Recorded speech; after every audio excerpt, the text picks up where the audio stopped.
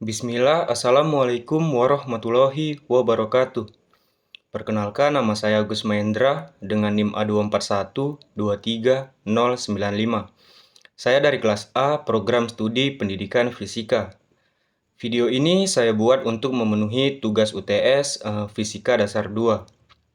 Baik, saya akan menjawab soal nomor 48, halaman 1032 pada bab 12.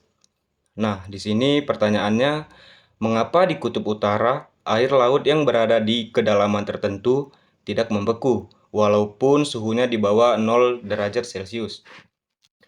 Di kutub utara, air laut yang berada di kedalaman tertentu tidak membeku walaupun suhunya di bawah 0 derajat Celcius karena beberapa faktor, yaitu sebagian besar air laut di kutub utara terkubur dalam lapisan es dan glasier yang membuat suhu berada di bawah 0 derajat Celcius.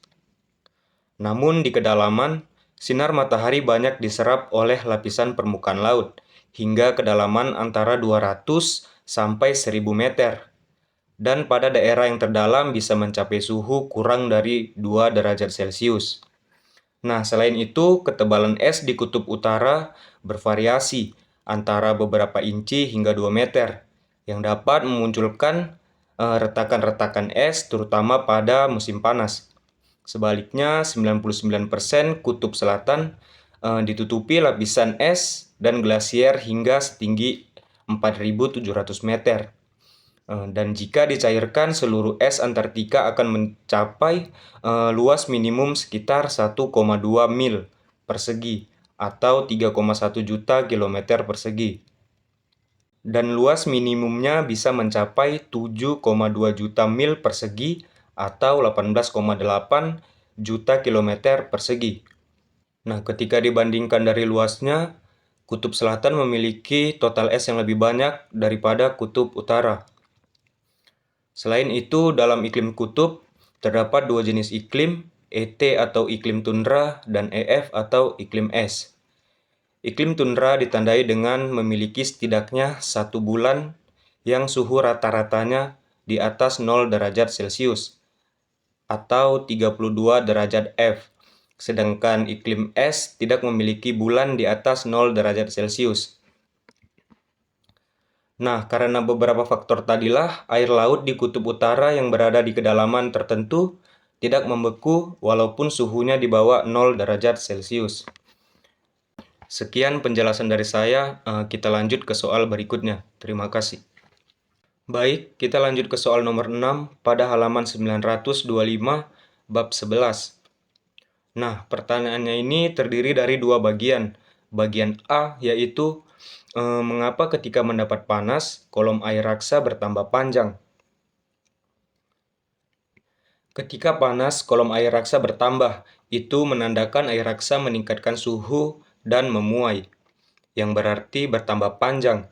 Hal ini terjadi karena koefisien muai panjang air raksa yang lebih besar dibandingkan bahan gelas termometer termasuk air raksa.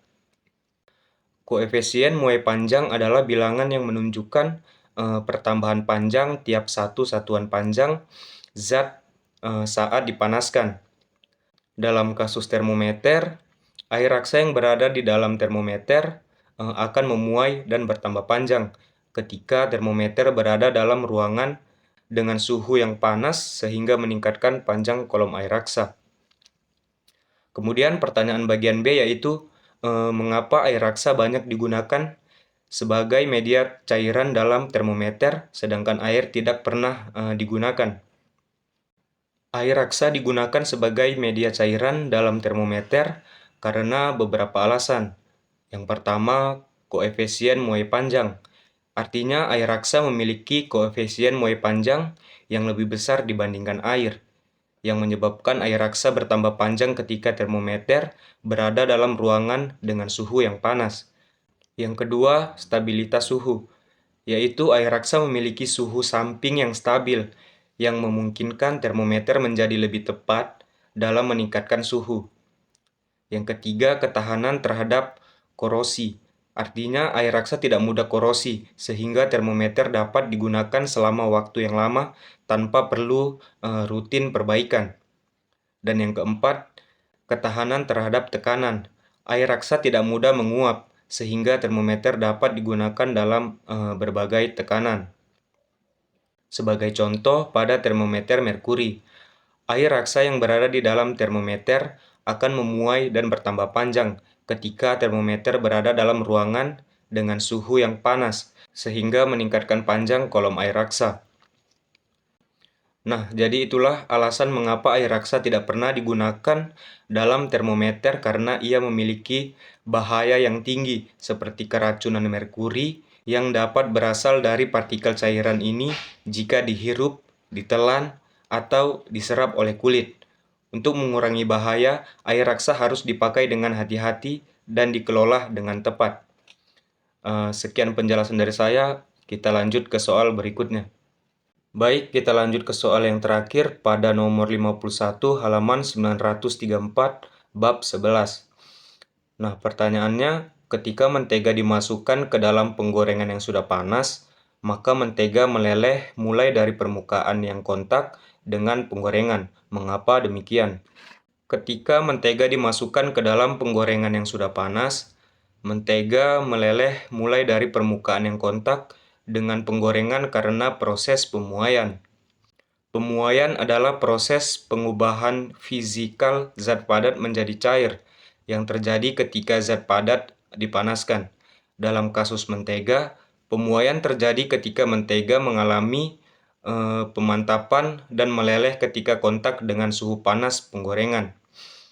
Suhu penggorengan yang tinggi akan membuat mentega meleleh dan mengalir hingga menghalangi kontak langsung dengan bahan yang digoreng. Hal ini membantu menjamin bahwa mentega merata dan tidak lembab, sehingga mengurangi kemungkinan penyebaran minyak ke bahan yang digoreng dan menghasilkan produk yang lebih baik. Nah, ketika mentega meleleh, suhu penggorengan akan turun dan menjadi lebih stabil, sehingga menjamin bahwa mentega berlebihan tidak akan menggumpal dan menghalangi kontak dengan bahan yang digoreng. Sekian penjelasan dari saya, lebih dan kurangnya mohon maaf. Wabillahi taufik wal hidayah. Wassalamualaikum warahmatullahi wabarakatuh.